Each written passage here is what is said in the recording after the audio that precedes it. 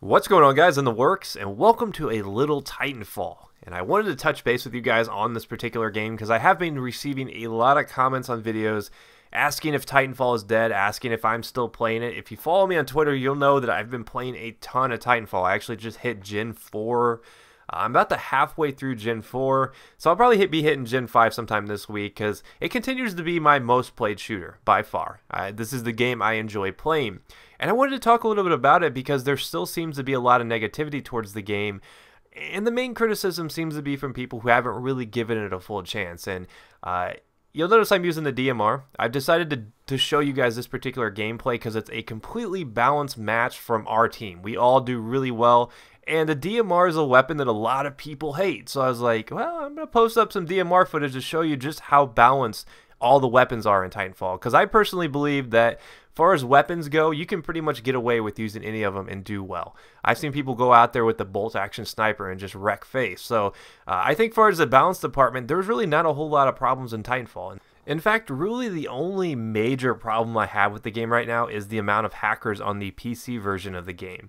It is quite a problem. I know that they have been saying that they're stepping up their efforts to sort of weed out the hackers, but it seems like a lot of them, every time they get weeded out, they just get an alt account, because I've seen like level 4s and level 5s go like 30-0 in a Titanfall game, which if you've played the game, you'll know that that is quite impressive in an attrition round, because that's...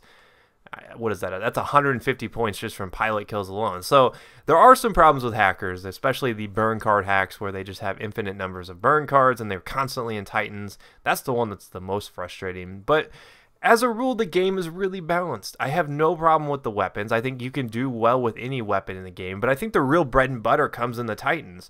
And a lot of people look at the game and say, oh, well, it's repetitive, but then they think they only see the pilot weapons. They don't think about the complexity of Titan v Titan battles, because I actually enjoy the Titan aspect the most. That's my favorite part of Titanfall, is jumping in my Titan and wrecking face with it.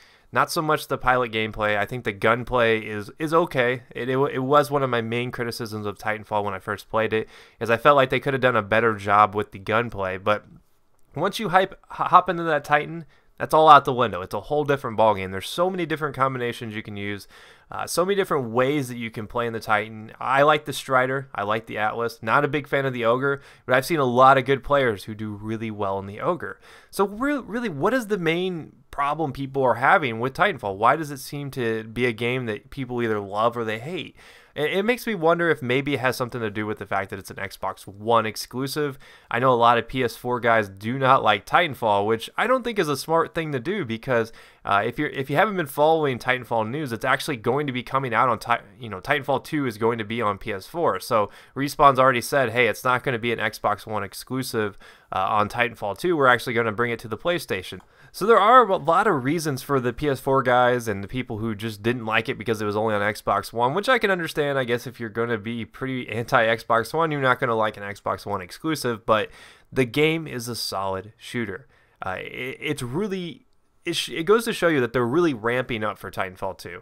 I think Titanfall 1 was sort of their feeling out period to see how people reacted to the game, see how well it sold, and then they're going to work on the formula. I think the fact that they're going on all the platforms just go to show you it's going to be a big release. I'm guessing it's going to be a 2015 fall release at this point for Titanfall 2. It's kind of funny that we're even talking about Titanfall 2, but I almost feel like we have to talk about it when we're talking about sort of the negativity towards Titanfall, because people just haven't given this game a fair chance. I mean, I see a lot of negative comments on my Battlefield videos saying, oh, Jake, even you have given up on Titanfall. In reality, that's not the case. I've been having so much fun playing the game. Every time I sit down to do a video, I'm like, man, I think I would rather just go play the game than make a video, because I've been grinding through those gens. I'm Gen 4 right now. I want to get to like Gen 7 or 8 here before the DLC comes out, which is quite a tall task considering the DLC I think comes out sometime this month, sometime in May. So I highly doubt that I'll actually get the Gen 8 by then. But you know,